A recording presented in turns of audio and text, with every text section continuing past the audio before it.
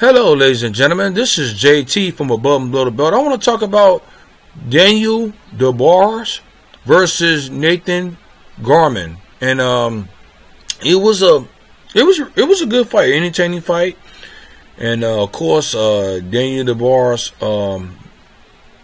he got the knockout in the fifth round, but in the first round, they started in the first round. Well, the first round is he'll set you up with a jab with that left hand, then he'll hit you with the right hand. That's his knockout hand right there, and that's what he did. But one thing is, what I've seen so far from him, he has a nice. He throws his hand speed is, he's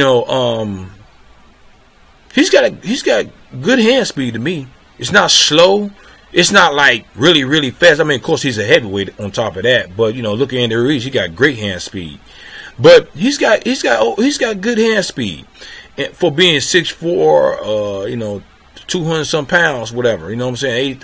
83 inch reach. But Daniel Dubois, he definitely was Garman. He hit him in the head and he hit him to the body. He uses he not just like Deontay Wilder, like hit you in the head and not too many body blows or body shots, whatever. You know what I'm saying? And that's definitely what he used. He's on his way up there. He's getting there. Is he ready for a tighter shot? I don't know. But ain't no rush. He don't need to rush at the same time, man. Because one thing is, this is the heavyweights. You know what I'm saying? And he's only 21, 22 years old, so ain't no rush. I mean, you know what I'm saying? His time will come. But right now, he throws a lot of punches. One thing about him, I want to see his head. He didn't show me his head movement. Oh, I know one thing is he got caught a couple of times, maybe 3 times in this fight. I mean, of course you're gonna get caught. I mean, in the fight, you know what I'm saying? He didn't show me an inside game at all. It's always from a distance. I guess that must be the safest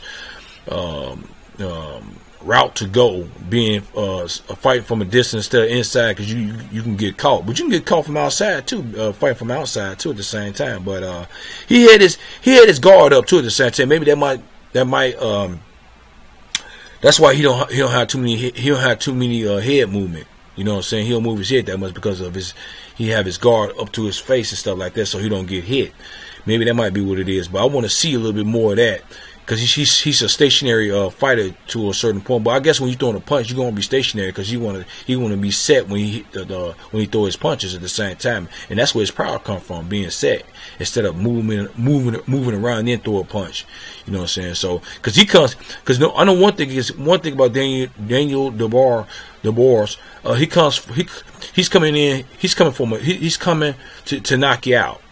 You know what I'm saying? He's not gonna come in and try to go all 12 rounds. I mean, of course, this is a heavyweight, but he's not like Tyson Fury and not looking for the knockout. But one thing is he need to be patient. Don't try to force a knockout. Let the knockout come to you.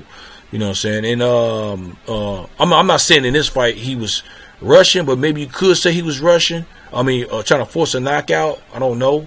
Maybe I might be wrong, or maybe you know what I'm saying? But I hope I am wrong. But it looked like he was kind of forcing this a little bit at the same time. But let it come to you, because it was the only he knocked him out in the 5th round. So he definitely is going to get knocked. He's definitely going to get knocked out, because the way Daniel Dubois was sitting on his punches and throwing them. You know what I'm saying? So. But one thing is, I remember in the last fight he was fighting, he got caught. You see what I'm saying? Because he don't move his head. But I guess when you, like I say again, if you throwing punches, you ain't gonna be moving when you're throwing a punch. You know what I'm saying? You're gonna be there to be, you could be caught. You know what I'm saying? So, but one thing is, I give this fight a B. You know what I'm saying? Because he got a knockout, and of course he got hurt a couple of times. But when he knocked down Nathan Garman, he wasn't. Even to the knockout, he wasn't. I don't think he was that hurt.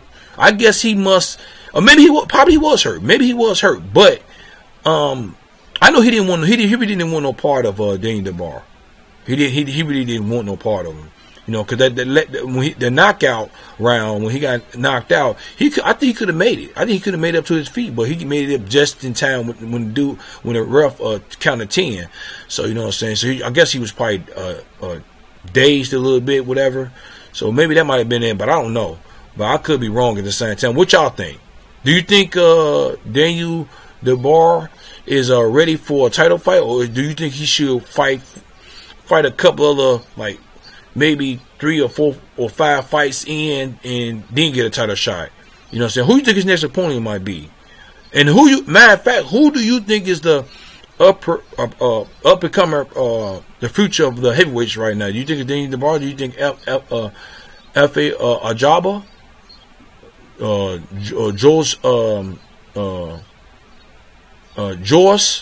Joy Joyce? Do you think he's the future boxing? Who do you think is the future boxing? You know, what you think about this boxing match? Leave a comment at the bottom of my page. Subscribe to my page. Like my page. Hit the notification bell for new videos from me. This is JT from Bum Below the Belt. All right, bye.